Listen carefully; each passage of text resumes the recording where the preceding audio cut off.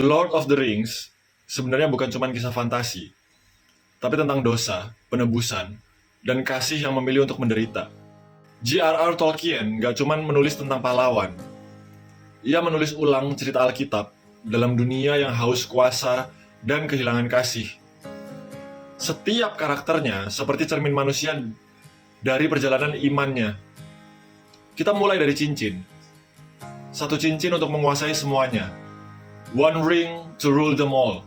The Dark Lord Sauron forged in secret a master ring to control all others.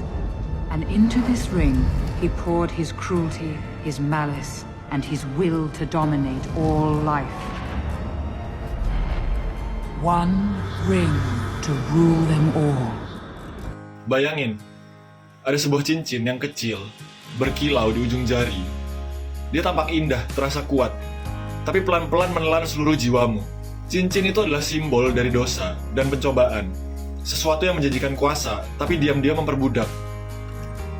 Cincin itu manis di awal, mematikan di akhir. Dan bukankah dosa juga begitu? Lalu kita melihat Gollum, makhluk yang dulunya polos, tapi hancur karena keinginan untuk memiliki.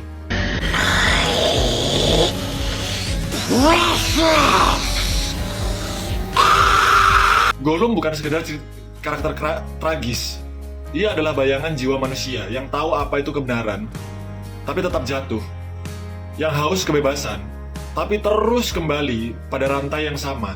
Kadang-kadang kita semua adalah Gollum, berperang dengan diri sendiri antara keinginan untuk berubah dan dosa yang menuntun kita kembali ke kegelapan. Tapi justru disitulah kabar baiknya. Tuhan Yesus itu nggak datang untuk menonton penderitaan manusia. Dia datang untuk memikul salib dan beban itu sendiri. Frodo memikul cincin karena tanggung jawab. Tapi Yesus memikul salib karena kasih. Satu dipaksa oleh tugas, yang lain digerakkan oleh cinta. Dan itu membawa kita ke Frodo. Go back, Sam! I'm going to Mordor alone. Kalian lihat dia ya, berjalan tertatih mendaki Mount Doom, membawa beban yang hampir menghancurkan dia. Ini tuh bukan sekedar adegan sinematik. Dia adalah bayangan Golgota. Ketika Yesus memanggul salib ke bukit yang sama beratnya dengan dosa seluruh dunia di pundaknya. Frodo adalah lambang kasih yang rela menderita. Kasih yang memilih berjalan, bahkan ketika setiap langkah terasa mustahil. Kasih yang membawa kemenangan lewat luka. Tapi, jangan lupakan Samwise Gamgee. Dia bukan nabi, dia bukan raja, bukan penyelamat. Tapi dia tetap berjalan di samping Frodo. Diam, setia, dan penuh kasih. Bahkan dia berkata, It's with me. You know your fire. And let us be rid of it.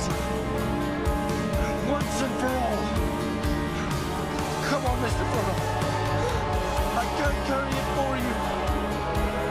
But I can carry you. Come on!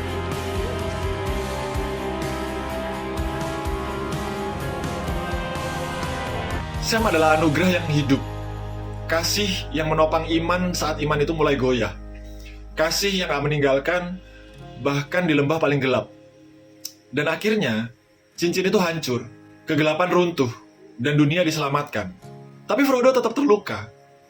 Dan itu bagian yang terindah dari kisah ini. Karena, bahkan setelah kemenangan, bekas luka itu tetap tertinggal.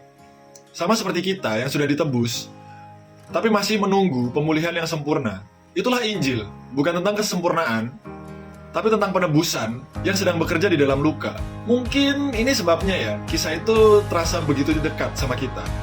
Karena jauh dalam hati, kita semua tuh sedang berjalan menuju Mount Doom kita sendiri, membawa beban dan menunggu kasih yang sanggup menebusnya.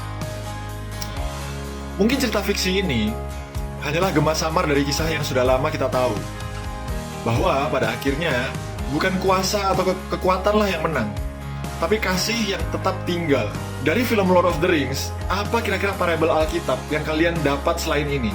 Kalian bisa tulis di kolom komentar, karena mungkin Tuhan sedang bekerja lewat kisah yang kita anggap cuma sekedar legenda. God bless you.